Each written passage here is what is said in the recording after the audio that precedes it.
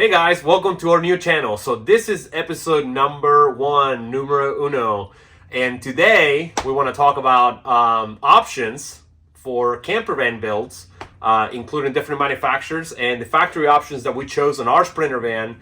And this all started from converting a minivan, a Toyota Sienna, into a camper van, and we went out west last year and it was awesome. So after that we decided that we wanted to get really serious about this, and we ended up putting an order with Mercedes Sprinter. But we're gonna get into the different manufacturers of camper vans and why we chose this one.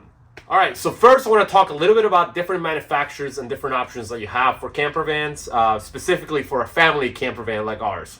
So the first option that we had was the Dodge ProMaster, and honestly, we didn't really like how it looks.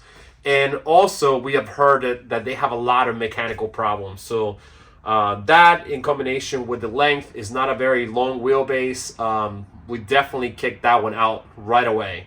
The second option was a Ford Transit 148 extended, and that was a good option for us, even though it wasn't as long as the Sprinter 170 extended.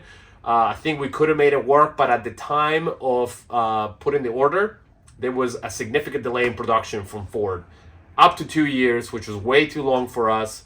And because of that, we had to make a choice of the larger camper van, which had a less production time, which was the Mercedes Sprinter, and that's what we have here. It took about a year. Initially they told us it was going to be only about 6 months of production time, but a year later we got it. We took delivery of it, and honestly we're very, very happy with it. And one of the biggest reasons, like I said, why we ordered this van was because of that extended 170-inch wheelbase, which is really important for a family of five.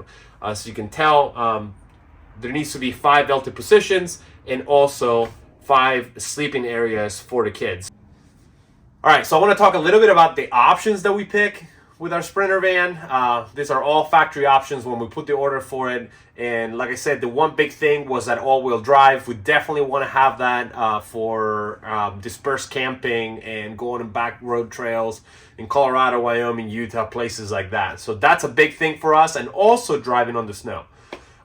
With the all-wheel drive, the van you have to order the van with a high output diesel engine, and that combination of those two things is a fairly expensive option. It's about $10,000, but honestly it's worth it for what we want to do. If you want to just go camp at a campground, that might not be something that you want to spend money on, but the stuff that we want to do is definitely a must.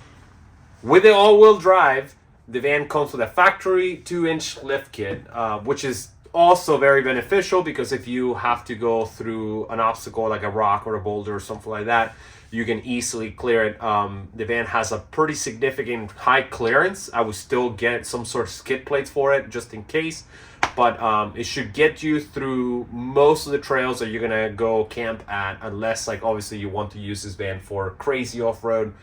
You're gonna have to make different adjustments for that. So as you can see, we ordered this van with swivel seats from factory, and that is definitely a cheaper way to do it. And also, if you get aftermarket ones, sometimes they add about 1 inch or 2 of height to your seat, which is not great.